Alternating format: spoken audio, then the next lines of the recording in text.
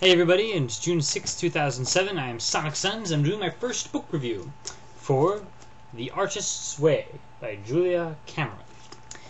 So this is a book about creativity, and it's meant to be about all sorts of creativity, from stories to sculpture to painting to writing a play to anything you can think of.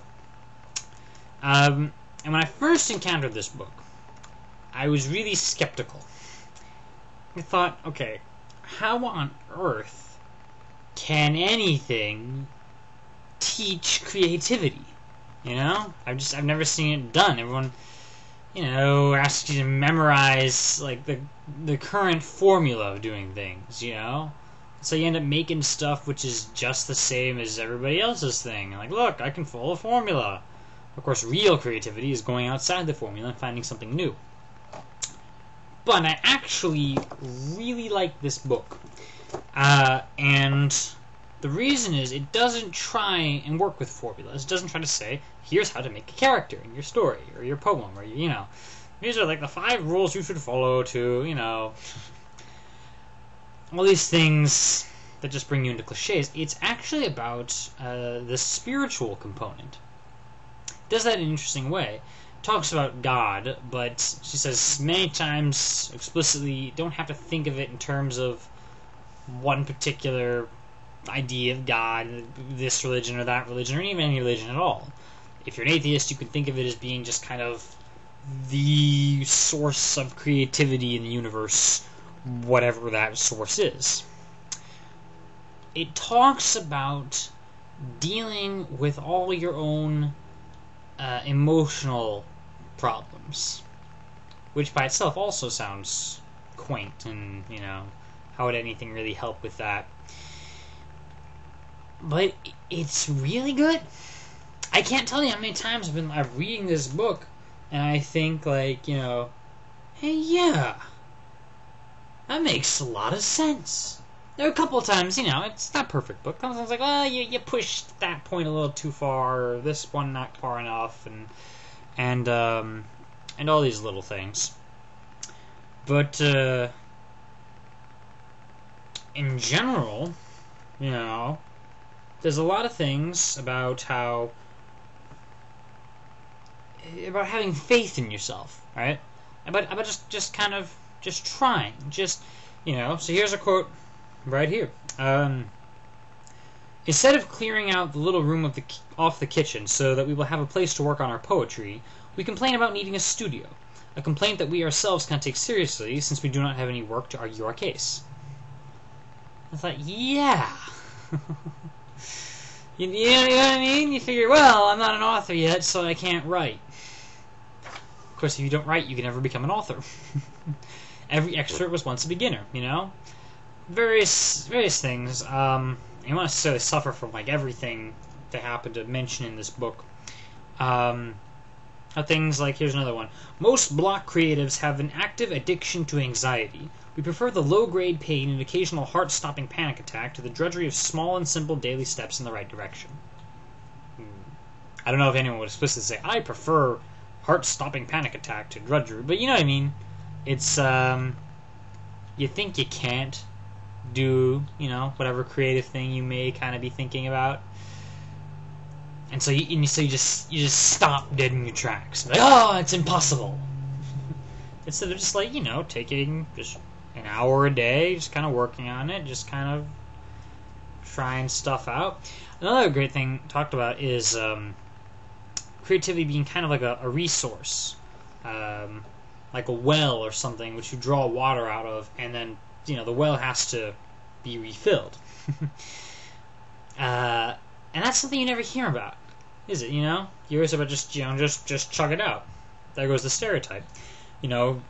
Person who wakes up at 6 a.m. and they're working creatively for 12 hours, getting all this work done and being so incredibly productive without any support at all. And Cameron here says many times, you got to take care of your soul.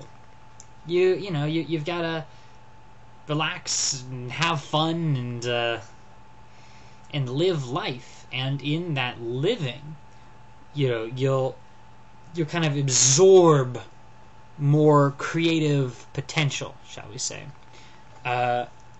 Potential which then you can help to use in making a story, and then which you often need to refill again by doing some random interesting thing, which is probably not even at all related to your story, or sculpture, or painting, or whatever the case may be. Very interesting that way. Very interesting talking about all the stereotypes you always face. You know, the idea that all artists are poor. You know, that's not true. Or all artists are gay. No. Or straight, for that matter. No.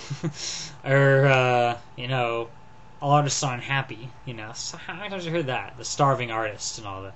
No, you need a real job, you know. That's what counts. A real job. Yeah. Quite possibly you'll find more happiness through creativity, if you're at all inclined to it. Or how about the idea that it's all inborn? You know, that you're either born an artist, whatever type, or you're not. And I'm not, says most people. Oh, I'm not a creative type. I'm not an author. I couldn't do that. So, what, have you tried? You know, why do you get that idea that you can't? Of course you can. Cameron makes the case that creativity is in everyone, you know? It's just as much a part of each human as is logic. We all have logic to some degree or another, and we can all improve our logic and become smarter people. We all have creative potential to some degree or another, and we can each improve that potential. If you do it the right way and take care of yourself in the meantime, you know? I was interested to hear about even artists who have forgotten that. People who had great talent and they started things, and she gives a few examples. People who start just going into a formula, you know? And their life's work, she says, somehow becomes your life's work. And it's not play anymore. Yeah. I'm sure there are people that do that. You know, but it ought to be interesting, because that'll make it more creatively valuable. It's just good for you, you know? Just as any athlete will do better if he's been properly nourished. Any creative person will do well if your soul is properly nourished. Very interesting. The book is divided into this 12-week course, is the way it works. I honestly just read it all pretty much. Like a couple breaks in between here and there. Eventually I was like, I'm just going to read the whole thing in one big swoop. You know, you don't need to do it exactly that way. But just, if you look at the principles behind it, you know, this basic spiritual component, however you define spiritual, that's behind all creativity. And happiness, for that matter. And I think you'll find this, The Artist's Way, to be a very interesting book. Thanks for watching. See you later.